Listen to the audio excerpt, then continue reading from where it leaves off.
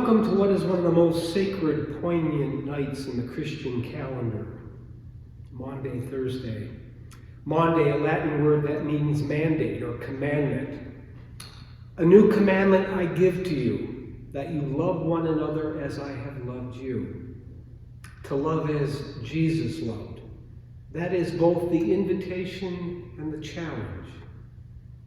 Tonight we are invited to pause, to turn off the phone, television, to take a deep breath and re-enter the story. A story we are probably all too familiar with. We know it so well it's lost its transforming power. So let's hear it again. Put yourself in Jesus' sandals.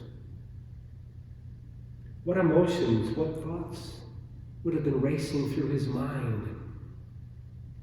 A night he had to know might be his very last. Not because of some divine forethought, but because he stirred up trouble. And empires always do whatever they can to silence the troublemakers.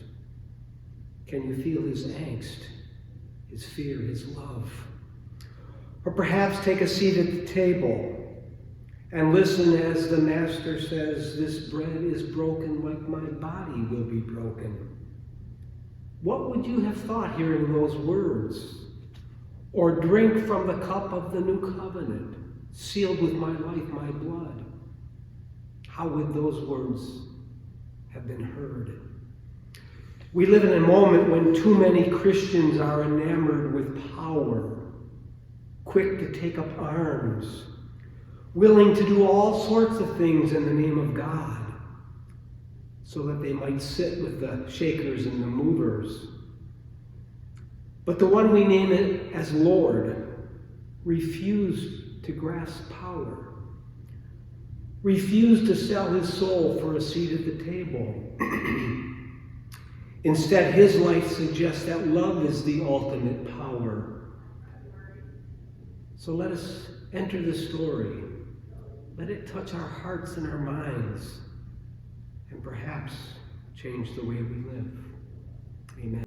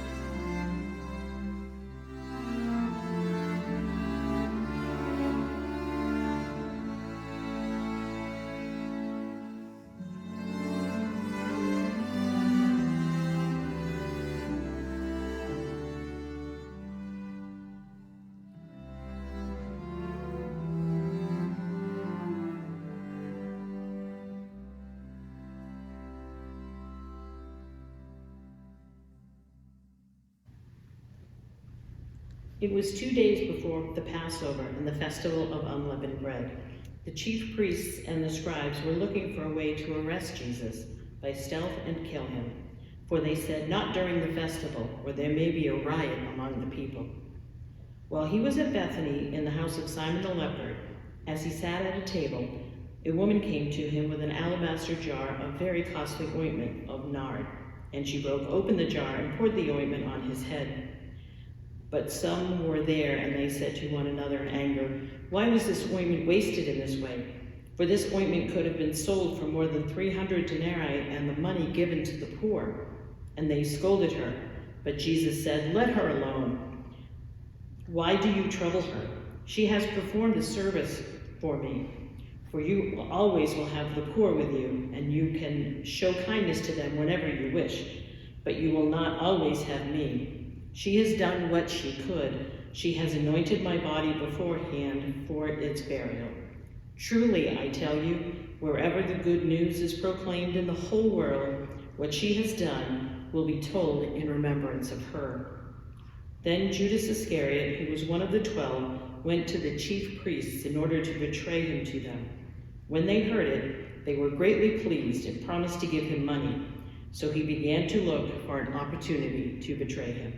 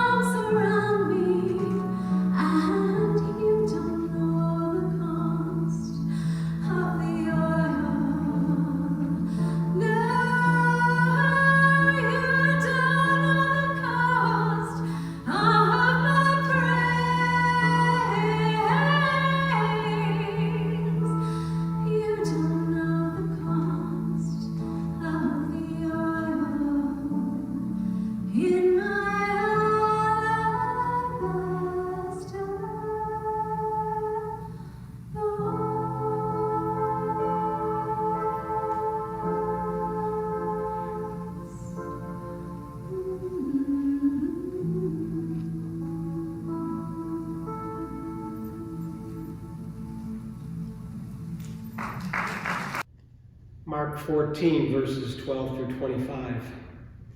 On the first day of unleavened bread, when the Passover lamb is sacrificed, his disciples said to him, "Where do you want us to go and make preparations for you to eat the Passover?" So he sent two of his disciples, saying to them, "Go into the city, and a man carrying a jar of water will meet you. Follow him.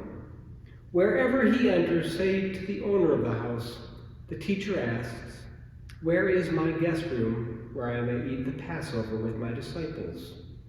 He will show you a large room upstairs, furnished and ready.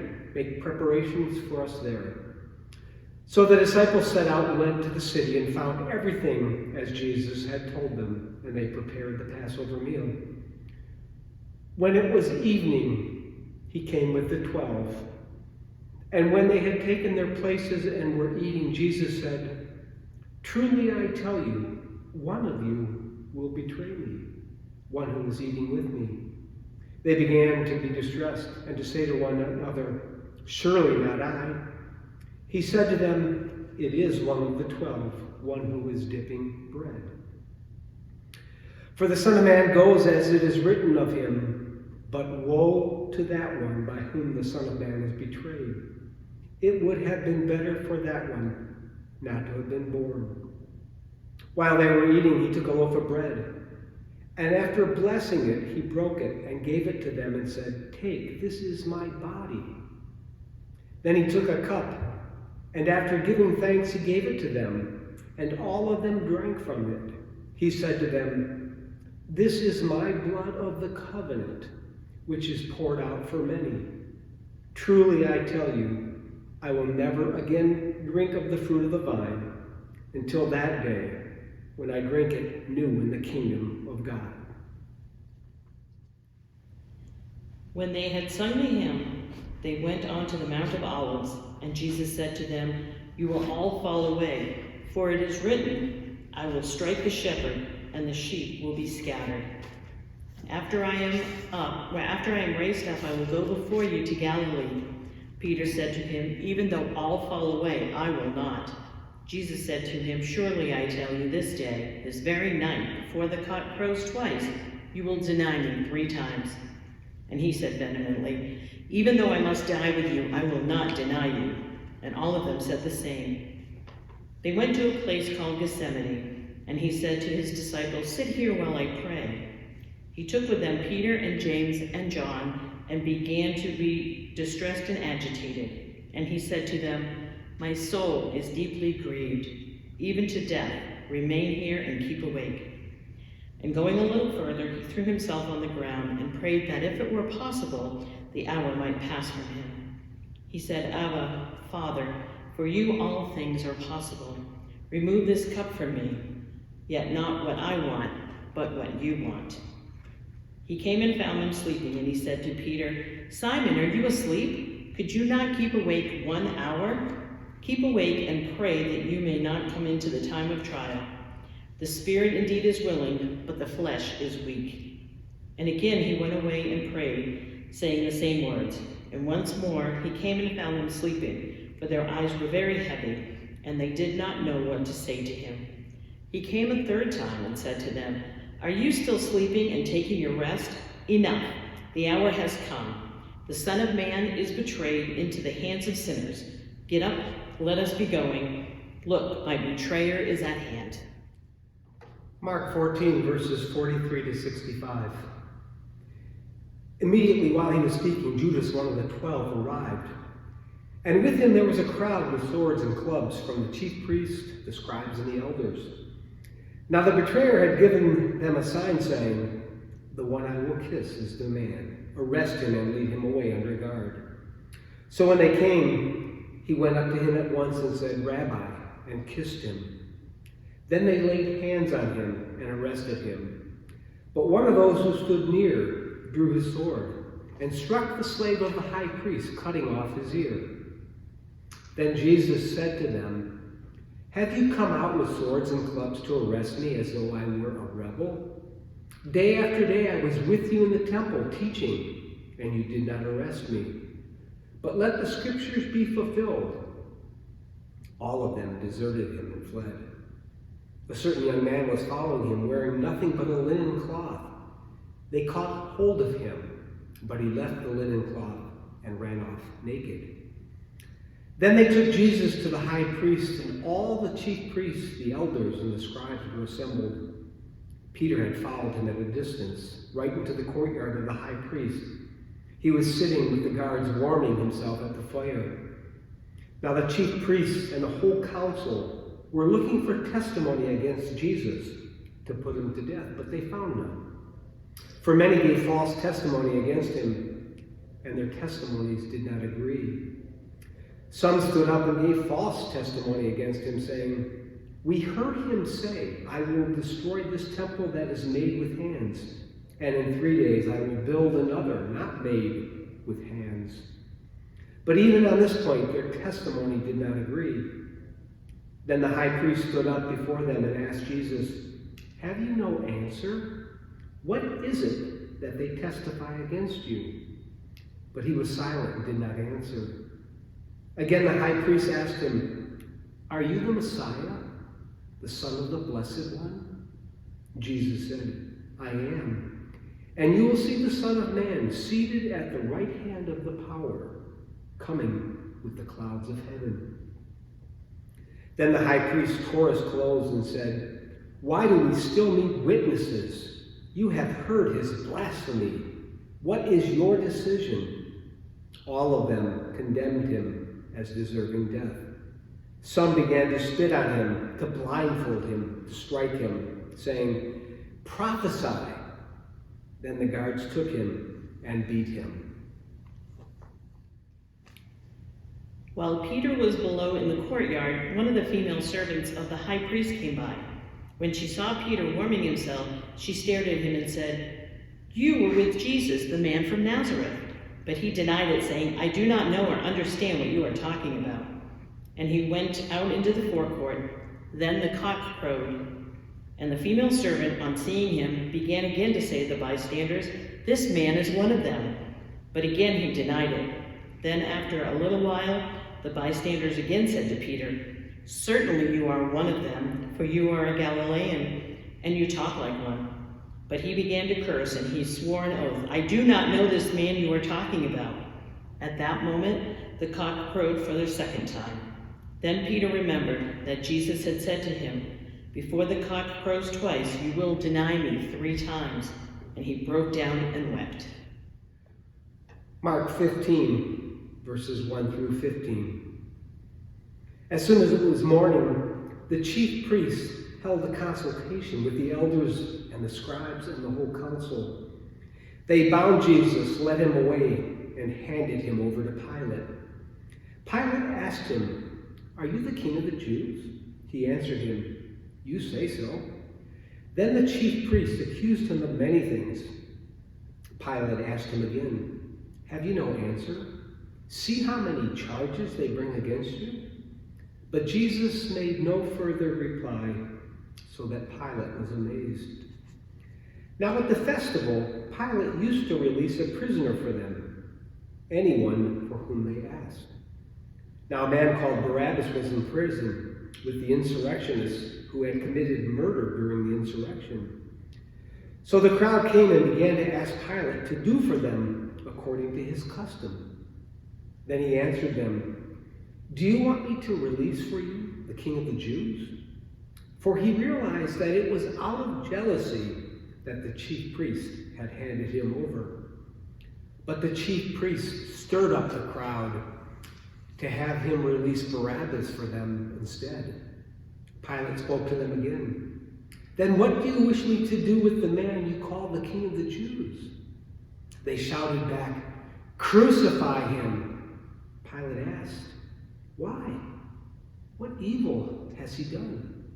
But they shouted all the more, "Crucify him!" So Pilate, wishing to satisfy the crowd, released Barabbas for them. And after flogging Jesus, he handed him over to be crucified.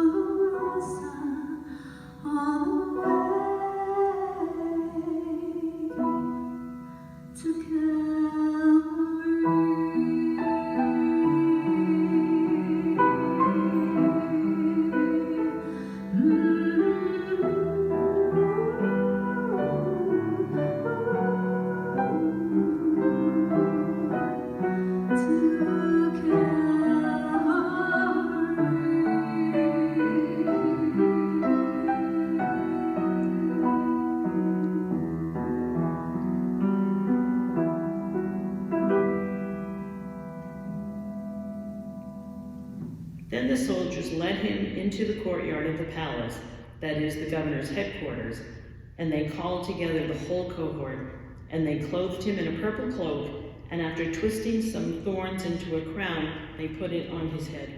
And they began saluting him, "Hail, King of the Jews!" They struck his head with a reed, spat upon him, and knelt down in homage to him. After mocking him, they stripped him of the purple cloak and put his own clothes on him. Then they led him out to crucify him. They compelled a passerby who was coming in from the country to carry his cross. It was Simon of Cyrene, the father of Alexander and Rufus. When they brought Jesus to the place called Golgotha, which means place of skull, and they offered him wine mixed with myrrh, but he did not take it. And they crucified him and divided his clothes among them, casting lots to decide what each should take. It was 9 o'clock in the morning when they crucified him. The inscription of the charge against him read, "King of the Jews." And with him they crucified 2 rebels, one on his right and one on his left. Those who passed by derided him, shaking their heads and saying, "Aha, you who would destroy the temple and build it in 3 days, save yourself and come down from the cross." In the same way, the chief priests, along with the scribes, were also mocking him among themselves and saying, "He saved others, he cannot save himself. Let the Messiah, the King of Israel, come down from the cross now, so that we may see and believe." Those who were crucified with him also taunted him. Mark 15, verses 33 through 41. When it was noon, darkness came over the whole land until 3 in the afternoon. At 3 o'clock, Jesus cried out with a loud voice, my God, why have you forsaken me?" When some of the bystanders heard it, they said, "Listen, he is calling for Elijah." And someone ran, filled a sponge with sour wine, put it on a stick, and gave it to him to drink, saying, "Wait, let us see whether Elijah will come to take him down." Then Jesus gave a loud cry and breathed his last. And the curtain of the temple was torn in two from top to bottom. Now when the centurion who stood facing him saw that in this way he breathed his last, he said, "Truly this man was God's son." There were also women looking on from a distance. Among them were Mary Magdalene and Mary, the mother of James the younger, and Josie and Salome, who followed him when he was in Galilee and ministered to him. And there were many other women who had come up with him to Jerusalem. When evening had come, and since it was the day of preparation, that is, the day before the Sabbath, Joseph of Arimathea, a respected member of the council, who was also himself waiting expectantly for the kingdom of God, went boldly to Pilate, asking for the body of Jesus. Then Pilate wondered if he were already dead, and summoning a centurion, he asked him whether he had been dead for some time. When he learned from the centurion that he was dead, he granted the body to Joseph. Then Joseph brought a linen cloth, and taking down the body, wrapped it in the linen cloth and laid it in a tomb that had been hewn out of rock. He then rolled a stone against the door of the tomb. Mary Magdalene and Mary, the mother of Joseph, saw where the body was laid.